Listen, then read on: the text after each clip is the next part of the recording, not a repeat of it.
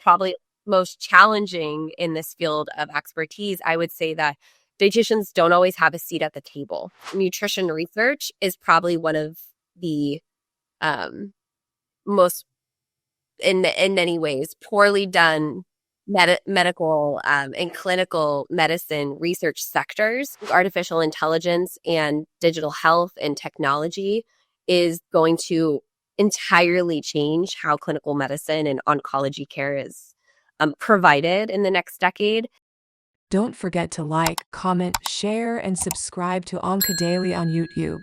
Hit the bell icon to stay updated.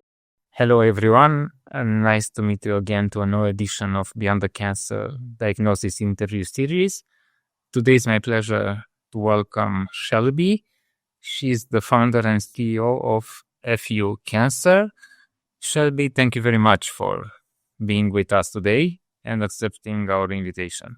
Yeah, thanks for having me. You are, to begin our interview with, you are a dietitian in cancer care. I had previously a guest who were working in the oncology nutrition. I would like to ask you to share for our audience what is the difference, if there is one, between dietitian and nutritionist, and which is your role as a dietitian during the cancer care treatment and trajectory? Yeah, that's a good question. I think a lot of people don't know actually what the difference between a registered dietitian or a licensed dietitian is versus a nutritionist. So in the United States, there's something, a body or a group called Commission on Dietetic Registration, CDR, and that's essentially the group that oversees credentialing of practitioners. So essentially, registered dietitians throughout the United States have to go through a curriculum. There's certain didactic academic work. There's a certain number of hours of hands-on work, internship, that's supervised practice. You have to meet competencies, performance indicators, all of these good things. And then you can sit for the registration exam for the United States. Other countries do it in different ways sometimes and have different ways that you can become a dietitian. But that's a much more robust version compared to a nutritionist. A nutritionist often can be a certificate online for a couple of hours or a short program for a weekend, and you get some type of certificate in nutrition. Some certificates are more robust than others, but none really are compared to the undergraduate degree, the graduate degree. I also have a doctorate, went a step further, and then sitting for all of that hands-on didactic work. So my total training took just shy of 13 years with my 3 degrees and training to get here. And your, let's say, background, your bachelor, it's in dietitian. Yeah, so my doctoral degree, I have a doctor of clinical nutrition doctorate, and then I have a registered dietitian advanced practitioner certification in clinical nutrition, and I specialize in surgery and oncology care. Okay, that's very interesting because there are very interesting nuances also. Yeah. And what I want to ask you further, in this field of your expertise, what you consider to be the most challenging thing to overcome? Because when we are talking about cancer care treatment, there are many different challenges within different topics. Here, when we are talking about dietitians, which one is the most challenging? Yeah, so really, first off, what a dietitian does in cancer care, I think kind of helps set the stage. So dietitians in the nutrition component of cancer care is all about identifying risk factors, coming up with a nutrition assessment or really evaluating a patient for where they're at or the individual's at in their cancer journey from a nutritional status standpoint, and then creating that personalized type of care plan that includes things like symptom monitoring, that includes things like bowel regimens and helping support altered bowel movements, potentially any side effects from cancer care, providing nutrition support during treatment if we need to get more aggressive in certain cases, or think about things like enteral or parenteral nutrition to help if help as a supplemental or sole source of nutrition for some patients who aren't able to eat enough or maintain nutrition status through their diet. So really, the dietitian is helping in many ways with like the care plan component of things and developing a care plan, providing assessment and reassessment, and supporting from time of diagnosis to end of life. So dietitians really play a strong role in all of these different phases, if and when they're incorporated. And going back to your question of what's probably most challenging in this field of expertise, I would say that dietitians don't always have a seat at the table. So if you look at some of the statistics in the research out there, for some cancer centers, there's no dietitian. And for some, there's 1,000 to 3,000 patients. So it's impossible to really have a strong nutrition component to a care plan if you just don't have the appropriate staffing ratios or you don't have the resources. So I would say the fragmentation of nutrition care is so wide depending on where you get your care. Some facilities, they offer just online like referrals and outsource it. Others have somebody on site. Others, you may have a wait list of 3 or 6 months to see that person. So for me, that can be incredibly challenging when, especially I've worked with patients who, let's say they went through cancer care at a different institution and then they come to us to be evaluated for surgery in my institution, and then they haven't worked with a dietitian. They're incredibly undernourished. They're not optimized for surgery. And then I'm now like backtracking to try to help support them because they didn't have access to care in that first component when they were undergoing chemotherapy or radiation or whatever their treatment plan was. So we often catch these people in like fragmented places in their care journey rather than at time of diagnosis. So that's, part of what I'm doing in my professional career is trying to move the dial on bringing nutrition care really at the time of diagnosis to help minimize some of this fragmentation that we see. Was and is how important is psychoeducation. When I wrote it was for the patients, but now that we have the discussions, I have to include also the other healthcare providers also these things of psychoeducation. So how important is psychoeducation for both patients and healthcare providers to understand this important role of Yeah. you? Such a good question. I don't think this one gets asked very often, honestly, in conversations, but the whole psychoeducation process is so critical and it's really like underestimated by many people. And it's bridging the gap between medical advice and then the actual action of the patient. So it's like that gap bridge. And without it, even the most robust nutrition recommendation or that top nutrition plan, it might fail due to misinformation or overwhelm, or really if there's fear around it or it doesn't make sense from a cultural or religious preference standpoint. So psychoeducation, that entirety of the process is really so important in helping oncology patients, as well as their providers, understand and engage with the nutrition management plan. So it's really understanding the why behind the nutrition advice. So the patient, the caretaker, whomever is involved, is more likely to follow through and get those clinical benefits from the recommendations. I introduced you at the beginning of the interview as founder and CEO of FU Cancer. Could you share with us the mission, vision, and values of this, your soul project, to put it this way? How you started, what you want to do, what are the plans that you want to do it? Yeah, so this actually, kind of funny story. It really honestly was just a little bit of a passion project at first where I was frustrated, I think, in my clinical hat, as far as just constantly seeing patients who don't have access to education, the fragmentation we see in healthcare systems. And I felt like, we need to have a better, at a systems level, we need to have better integration with cancer wellness care. And I'm very passionate about all pillars of wellness, not just nutrition. So I strongly believe in mental health support and resources, physical activity, and improving things like functional status and exercise, as well as the nutrition component. So when I founded FU Cancer, initially we thought it would just be a couple of classes where patients can take them and get access to education. And it's really developed into this like entire like wellness hub, which is really cool. So we're essentially a digital health company that's founded around our three pillars of cancer wellness care: nutrition, physical activity, and mental health support to both patients and caretakers going through the cancer continuum, from time of diagnosis through end of life care.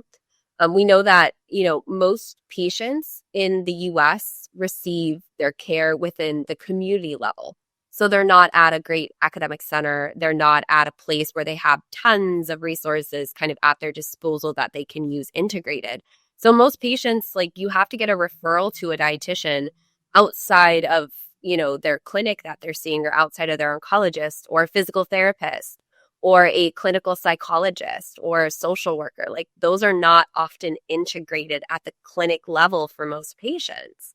So the whole point of FU Cancer was to develop a virtual comprehensive care platform that brings leading supportive care providers. We've got dietitians, physical therapists, clinical exercise physiologists, cancer psychologists, social workers, culinary experts, to really be able to provide patients with real-time education, to go to our live stream events, to have this community where they can meet other people, and actually meet others with the same cancer type or with different cancer types and just understand their journey. So really our mission is to empower individuals touched by cancer with accessible, low-cost digital health tools, education, and community support to improve the overall well-being of patients going through cancer. And we strongly believe, and I strongly believe, that there should be a world where everyone touched by cancer has knowledge, resources, and the support to navigate their wellness journey using technology. Technology's changed so much, and we need to start using it to integrate in our health systems so we can improve the dial on some of these cancer disparities. You mentioned about the community, especially a digital one. We all know that cancer is not a disease that you can handle by your own. Yeah, it's a family issue and moreover a community issues, even though it's digital or not. So from your experience and expertise, how much is this power of community in healing cancer patient? Yeah. And, I'm such a big advocate of community because it's the concept of people want to be in a space, whether you have a cancer diagnosis or not, just in life, right? You want to be in a space that you feel seen, you feel heard, and you feel understood. And, I have not been through a cancer diagnosis journey, so I can't speak to it, but I can speak to my experience working with thousands and thousands of patients and families over the last decade. And I think the mantra is, you don't really get it unless you've lived it, and you've had that shared experience. So I think the cancer care communities are so freaking incredible. And they come in so many shapes and forms. There's, ones you can join through foundations. There's some through Facebook. There's some through all these different modalities. And going on podcasts and listening to podcasts is a community in and of itself, which is why I love that you guys do this, because it creates that shared space of shared listeners, right? In your own kind of digital community. We know that the research behind cancer care communities is just so strong. We know it can reduce isolation, improve anxiety. It can offer hope in just a space that's somebody's own space. It can also encourage emotional expression, right? When you go to your doctor's visit, you're not likely going to have 30 minutes to talk about how you're feeling or what your care experience is. You're going to be getting down to your cancer treatment plan, your side effects, and really going through those check boxes. So I think the cancer care communities really can create a valuable space that provides support, coping strategies. It can be a space to learn about education and what's working or not working for other people. But I think we also have to be mindful that we're not always taking advice in some of the cancer care communities from people who are not trained or not experts, because that can also lead to a space where people may not be making decisions from a place of evidence or from a place of science, and can be making a decision based on something they learned in their community level space from a fellow patient or caretaker that could change their outcome. So I think we have to also be smart when we're looking at some of the peer-to-peer communities about how we use some of the education information. I'd like to ask you, starting from your experience that you've mentioned before, with meeting so many persons within communities, what is the biggest challenge that the cancer community face? And I guess, or I suppose that nowadays it's financial toxicity and the lack of advocacy for what the community really needs. What is your point of view? Is financing something that make the treatment harder, or that's cancer care access even harder? Totally. I think financial toxicity is very real in cancer care. Unfortunately, sometimes it just goes back to like what insurance somebody has and their overall benefits and plan and deductibles. I think there's so many layers to this because there's also the components of their caretaker and their relationship if they have a caretaker, or their home life, and if somebody has kids with a cancer diagnosis, young kids, how to have that conversation. So I think there's so many layers to this onion of a cancer diagnosis that we often don't think about. Sometimes we just think about somebody's going through cancer journey, they go to their appointments, they go home, they move on. But it's really not that simple. And for some people, like their entire lives go upside down during their cancer journey. And understandably, there's tons of medical appointments. You're getting information from everybody under the sun telling you recommendations or what to eat or what to do. Don't exercise. Don't do this, but do this. So it can feel really overwhelming to people. And that's why I love a community space. And that's also why we founded FU Cancer to create an evidence-based space where people can feel seen, feel heard, communicate with one another, but also do it in a space where things are from science and from evidence. And we know that these things can help improve your care journey and your clinical outcomes potentially. So I think there's a way to do it, but I also think it can get so confusing. And there's so much information online, and family members and friends always like to have a lot of say a lot of times in people's cancer journeys. So things can feel really clouded for people, and it can feel really overwhelming. Till now, we've approached the issues of the community. Now, I want to move a little bit on the family issues. And it is said that family support is half of the recovery. And as we both know, as clinicians, it is always hardest for the caregivers at the end of the process than for the patient itself, because the cancer patient has only one wish, to be healthy again.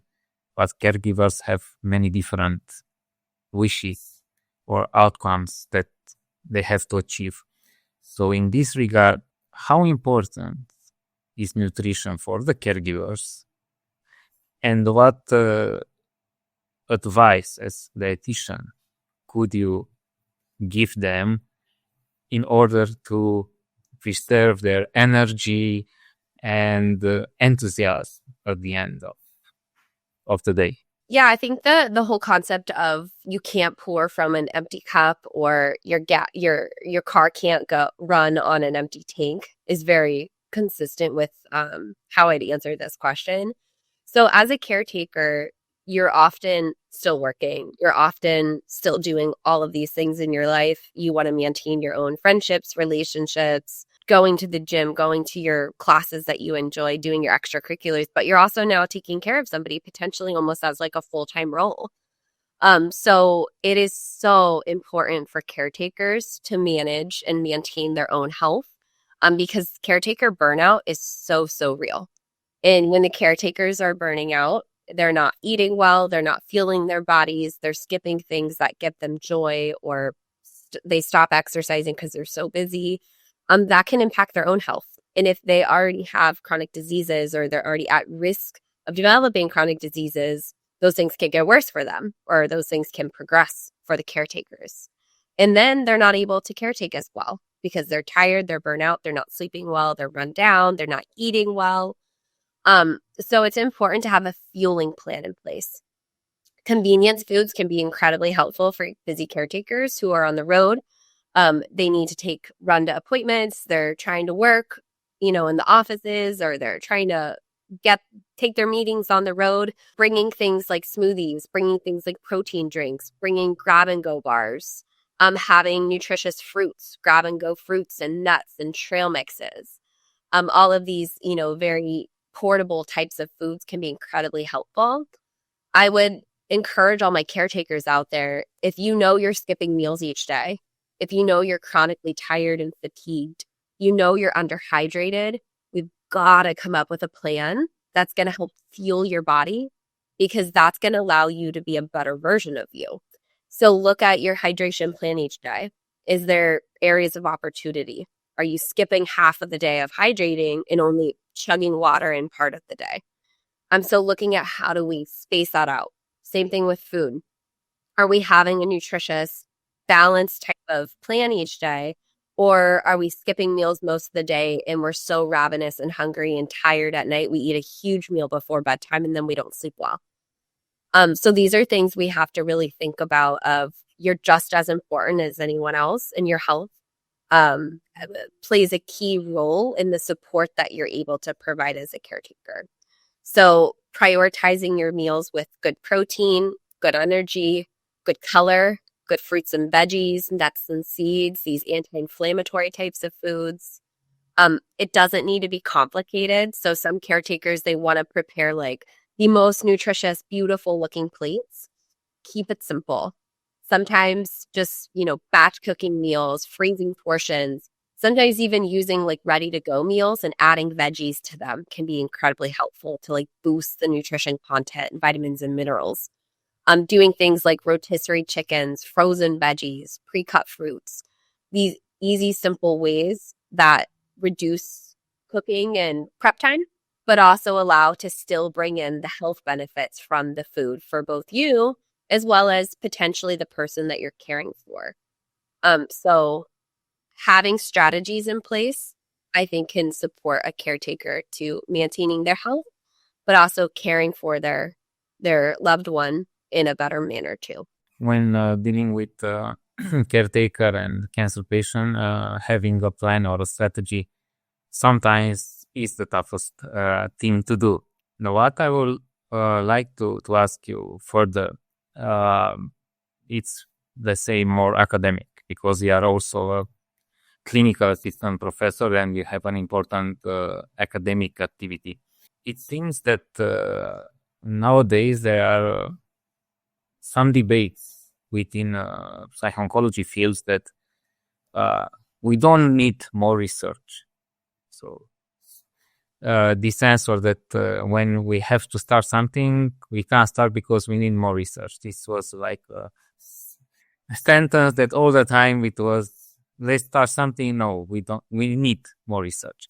I understand that the research is important, but do we really need more research in some areas? For example, in your field of expertise, or the research so far are enough to provide an outcome, and then with this outcome, move forward to do a better research and other clinical trials? What do you think? Yeah, that's a really good question. And I think it goes back to, research is really like the backbone of progress in clinical care, in medicine and cancer care. But sometimes, we've seen a study, we've seen it done 50, 60 different ways. We feel good about it. And we need to look at other opportunities of things that are not being investigated or kind of share the love in the research sector.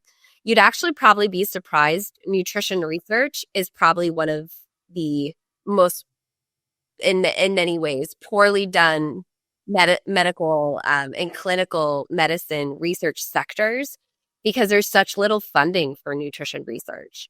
If you look at like the nutrition sector in research, it's some of the least funding that goes out of clinical medicine to nutrition, which is a shame because everyone needs to eat, everyone needs to have nutrition each day to fuel their bodies. I think there's so much that needs to be done in cancer nutrition research, looking at things like what types of foods are going to be important for this particular cancer type and for this particular patient, and being able to personalize nutrition. We have so much good research that we know that nutrition is important. With poor nutrition leads to worsened clinical outcomes. Like, we know this. This is very strong. We've done it, been there, done that. We need to wrap that up. And we need to move a step further to how do we personalize nutrition to each person to improve their health and well-being. And that goes back to things like the genetics component, the individual metabolism component, the tumor type component, the microbiome, the gastrointestinal microbiome component. So there's so many of these things that we need to now go like a step further in the research sector so we can actually give more personalized recommendations rather than like guidelines based, where we know you need to eat more, you need to have good nutrition, and the risks of malnutrition, which are quite clear in guidelines across all pretty much international sectors in clinical medicine. Research is really a tool to help us validate some of these different theories or hypotheses or statements, to learn more about them and to figure out how we can expand access to incorporate them in a practical setting, and then influence guidelines. Unfortunately, they say that by the time we know many things, the guidelines don't really get caught up for like 10 to 15 years in some cases. So in some areas, we've got really strong, good research, but we don't see some of the actual clinical guidelines and recommendations come out for a decade or so before people even start practicing. So I hope there's a day that we're able to bridge this gap a little bit more. So the things that we're learning more on the cutting edge side of things can get brought into the sector sooner and be applied to patients who could really benefit from it, and not have to wait 10 to 15 years before some of these things get accepted into clinical practice. And that goes back to, my clinical assistant professor hat, teaching the younger generation, students, researchers, anyone working in clinical medicine, in particular in oncology care. Like, we need to be on the forefront and not be teaching things that are decades and decades behind. So updating curriculums, making sure you're having your students understand how to analyze and synthesize research so they can do their own homework as they become a clinician to stay up to date and to be able to look for things like research bias, and be able to understand the relationship between how guidelines are developed and posted and how those get accepted into practice. Because like I said, there's often like quite a delay that we see. We're seeing more and more right now of cancer exercise and like oncology exercise things being posted and research being posted. But for me, I'm like, this shouldn't be a surprise. We know that if you exercise your body, your muscles are strong, you're going to do better in your cancer journey. So it's like there's just such a delay sometimes with the research sector and then the applied clinical medicine side, which is unfortunate.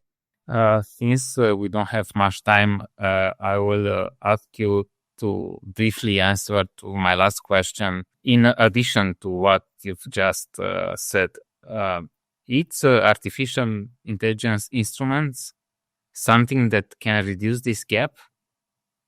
Or how can we use, in your field of expertise, artificial intelligence? Yeah, for sure. And I think artificial intelligence could be incredible for clinical medicine. I think a lot of people are still really, really scared by it because it's new and they don't know. And there's still safety and efficacy we're looking at. I think artificial intelligence and digital health and technology is going to entirely change how clinical medicine and oncology care is provided in the next decade.